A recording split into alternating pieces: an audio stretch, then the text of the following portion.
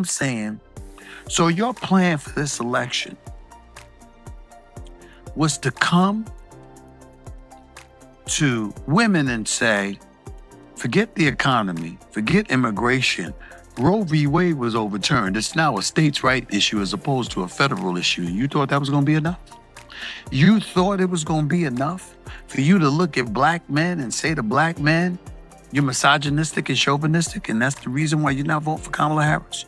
You thought it was going to be enough for the Latinos to bring up immigration when you're not paying attention enough that the Cubans think different than the Dominicans, and the Dominicans and the Cubans think different than the Colombians, and they think different than the Venezuelans and the Guatemalans and the Puerto Ricans and the Mexicans, et cetera, et cetera. A lot of these Latinos in America want the border. So recently, Stephen A. Smith dropped by Bill Maher's Club Random podcast, and let's just say the sparks flew. The two didn't hold back for a second. They tore into the Democratic Party for what they called an obsession with woke politics and self-destructive decisions that have, in their view, driven the party straight into the ground. Stephen A. called out the DNC for putting Kamala Harris front and center, describing it as a flat-out mistake. Meanwhile, Maher, a lifelong liberal, sounded like someone genuinely betrayed by the party he once defended without hesitation. Buckle up, because this conversation was pure fire. Let's get into it. My point at the end of this thing Friday is that I'm pissed at the Democrats because my issues, democracy, the environment, have no protectors now. Because you blew the election, I have nobody standing up for the two issues that are my issues. Which is? Democracy and the environment, my two most important issues. Those are not priorities in the new administration. Okay. In fact, they're antagonistic to both of them. So I have no champion in Washington. They have the courts, they have the House and the Senate, and you totally left me unguarded. Maher is furious at the DNC for losing the election and, in his view, sacrificing democracy. I understand his frustration. He's watching his own party fall apart. But let's be honest, his outrage feels misplaced. What democracy is he referring to exactly? Trump didn't refuse to leave office after 2016. He stepped aside when his term ended. If Maher is talking about the lawsuits against certain media outlets, that's a completely different conversation. Shows like 60 Minutes practically acted as Kamala Harris's PR team, editing interviews to make her appear polished and coherent. So yes, Trump had every reason to push back, and as for Colbert and Kimmel, what did Maher expect? Their shows turned into non-stop Trump-bashing marathons for years. You can't suddenly cry threat to democracy when accountability finally shows up at your favorite late-night doorstep. My issue, generally speaking. We can talk to the economy, immigration, crime in the streets, blah, blah, blah. Here's my ultimate issue. The arrogance of the Democratic Party. I'm saying the same thing. Arrogance of it. We're saying the same thing in two different ways. The arrogance of the second Democratic Party. So Biden doesn't decide to run for re-election. You grease the skid so he doesn't have to go through a primary. June 27th, he shows up and he embarrasses himself. And it positions naturally for the Vice President of the United States, Kamala Harris, to ultimately ascend and become the Democratic nominee. But the last time we saw her in a primary, she couldn't make it to Iowa. Did you really think that was going to? Unlike Maher, Stephen A. Smith isn't sitting in a corner feeling betrayed. He saw the Democrats' downfall coming from miles away. To him, this wasn't a shocking collapse. It was a slow-motion train wreck everyone chose to ignore. Stephen believes Biden should have stepped aside long before things reached this point. The warning signs were everywhere. Low approval ratings, fading enthusiasm, and a party too afraid to confront reality. Instead of opening the field to a real primary and letting voters choose a strong contender, the DNC simply handed the spotlight to Kamala Harris as if it were guaranteed. And no competition, no debate, no new ideas, just blind commitment to a candidate who never truly energized the base. Stephen's message was blunt. This wasn't betrayal. It was political negligence. The Democrats didn't lose because of fate. They lost because they refused to learn. Did you discuss the economy enough? No. You could have discussed the border because unlike Obama, who was quote unquote the deported in chiefs, according to the Republicans, because he deported more immigrants than Trump did. According to not just Republicans, but the Democrats. There were that's right. Democrats who called He him that. deported more immigrants than Trump, which means he just didn't talk about it, but he did it. Stephen A. Smith didn't stop there. He called out what he sees as one of the biggest inconsistencies in the Democratic Party's stance on immigration. He reminded listeners that during Barack Obama's presidency, deportation numbers were at historic highs. Obama treated border enforcement as a national security priority, and his administration acted accordingly. Yet, as Stephen pointed out, many of the same Democrats who supported those policies suddenly shifted their tone when the next administration enforced similar laws. Overnight, the conversation went from border protection to abolish ICE, and the entire issue turned into political theater. According to Stephen, this wasn't about compassion or genuine reform, it was about optics. When Obama enforced immigration law, it was framed as responsible governance. When Trump enforced it, it was framed as cruelty. That double standard, he argued, reveals that much of the rhetoric isn't rooted in moral principle but in political strategy. Stephen's point was clear. The DNC's approach to immigration often looks less like a consistent policy stance and more like a performance meant to win approval when the cameras are on. Man walks in the office and day one you sign an executive order one. that opens the border, and you let more than 12 million immigrants cross the border illegally, and you don't think that's going to be a problem? You knew that the governors DeSantis in Florida, Abbott in Texas, and others were going to sit up there and attack sanctuary cities by busing these immigrants to your city since you had no problem with it. You were ill prepared to deal with it, okay? All of this stuff was going on. Many Democrats will certainly see things differently, but Stephen A. Smith's point was about perception, not party loyalty. In his view, the previous administration's approach to the border created a sense of instability. He argued that relaxing certain enforcement measures and rolling back existing policies sent mixed signals that encouraged a surge in illegal crossings. To Stephen, this wasn't compassion gone right. It was policy without proper foresight. Border communities felt the pressure, resources were stretched thin, and law enforcement struggled to keep up. Whether one agrees with him or not, he believes these outcomes were the predictable result of leadership that prioritized messaging over management. Now, with President Trump back in office, Stephen argues that the responsibility falls on him to stabilize the situation, addressing overcrowded shelters, strained systems, and the rise in smuggling networks that often exploit chaotic conditions. Stephen A. wasn't trying to exaggerate or score political points. He was highlighting what he sees as the consequences of choices made by leaders who underestimated the long-term impact.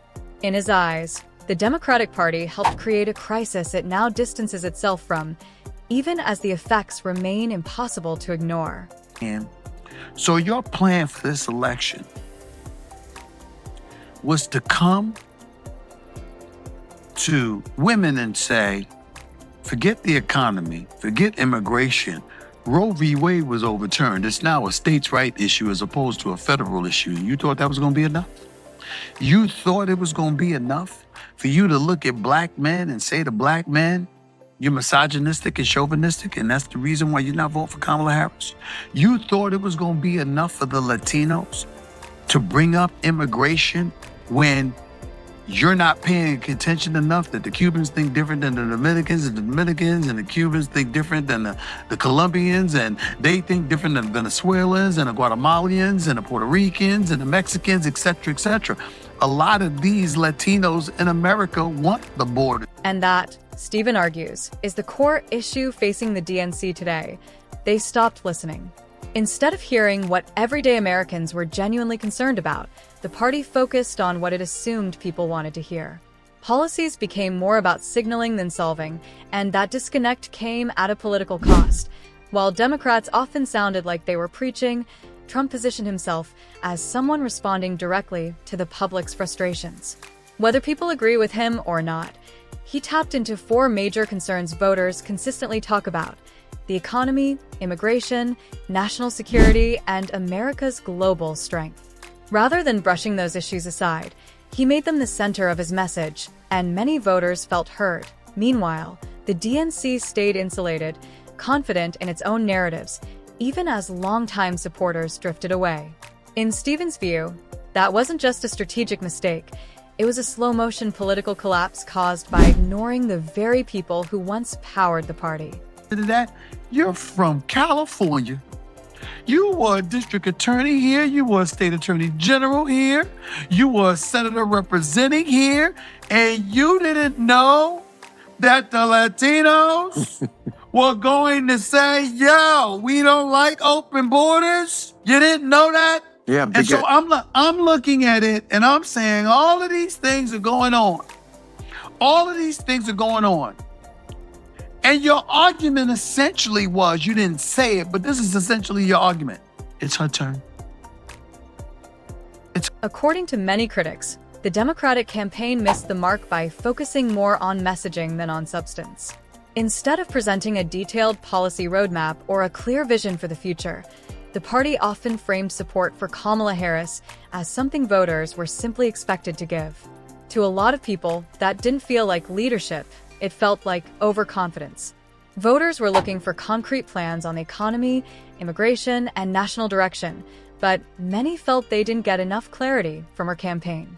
And when concerns about her readiness were raised, some supporters dismissed those questions outright, creating the impression that criticism wasn't welcome. That approach rubbed many voters the wrong way. People wanted solutions, not slogans. They wanted reasons to be inspired, not pushed. But the DNC treated Harris's candidacy as if it were guaranteed rather than something that needed to be earned. In the end, that strategy didn't connect with the electorate. If there's one takeaway from the outcome, it's that voters expect performance, clarity, and credibility, not assumptions about loyalty. The Republicans don't play that. They say, hell with all of that, whose turn it is. We want him. Who do the Democrats want? If you ask them today, they still don't know. They said Kamala because it was too late to say anybody else. But you didn't know who they would say if there was a primary. And also because the Democratic Party is ideologically captured by identity politics. I'm totally with you 1,000%. Listen, I'm a big Bill, just so you know, I'm a fiscal conservative. I'm a social liberal. Live and let live, bro. And a freak in the sheets. You know what I'm saying? If you're 50, I do try. Give us a call. I do try, no doubt. But here's the deal, man. Listen, I'm a social liberal. And what I mean by that is gay rights, absolutely. Transgender rights and all this stuff. I got no issues with you. I don't want anybody. I'm a black man. I don't want anybody's civil rights violated. I don't want anybody being persecuted in the streets of America. I don't want you being mistreated. I don't want you being denied the same rights that I have. That's fine. But the Democrats took it too far. Maher and Stephen A. are right. The DNC leaned too heavily into identity politics and lost focus on real solutions. Instead of expanding opportunity, they often replaced merit-based standards with symbolic gestures. Removing objective criteria just to meet diversity targets doesn't strengthen institutions. It weakens them. America succeeds through competence, not quotas, and assuming someone is qualified based solely on identity isn't progress. Maher and Stephen A. highlighted how the party's focus on appearance over ability has backfired. Real equality comes from merit, not lowering standards. The rights. You wanted folks to like and embrace and accept everything. Excuse me.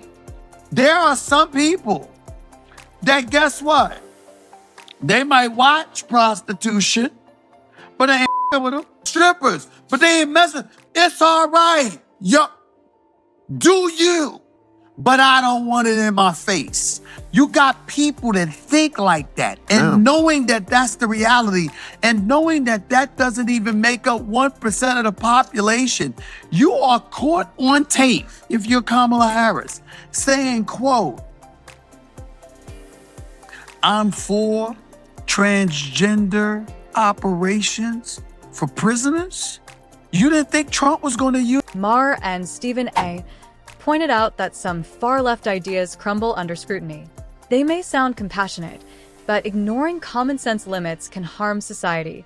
For example, minors facing major medical decisions need caution. This isn't cruelty. It's about protecting long-term well-being. The takeaway: when ideology replaces judgment, society pays the price. Boundaries exist for a reason.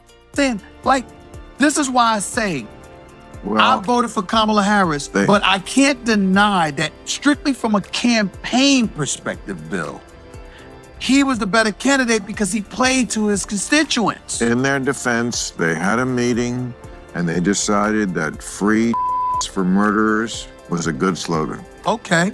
And where did that get them?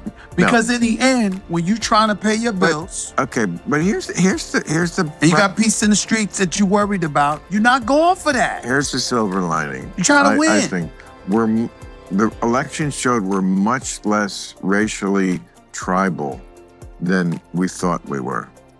I mean, Trump is a strange guy to bring together all these different coalitions, but you know, he like won Latino men. 13%. They said it was a 13% jump.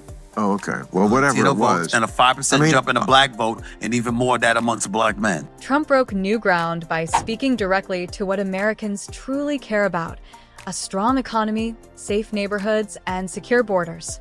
While the left got lost in identity politics and ideology, he delivered real results. Jobs returned, crime dropped, and America regained respect on the world stage. Maher and Stephen A. Smith pointed out the hard truth. The DNC lost touch with reality, trading merit for identity and leadership for politics. Trump connected with everyday Americans, and that made all the difference. If you enjoyed this video, hit the like button and subscribe for more content like this.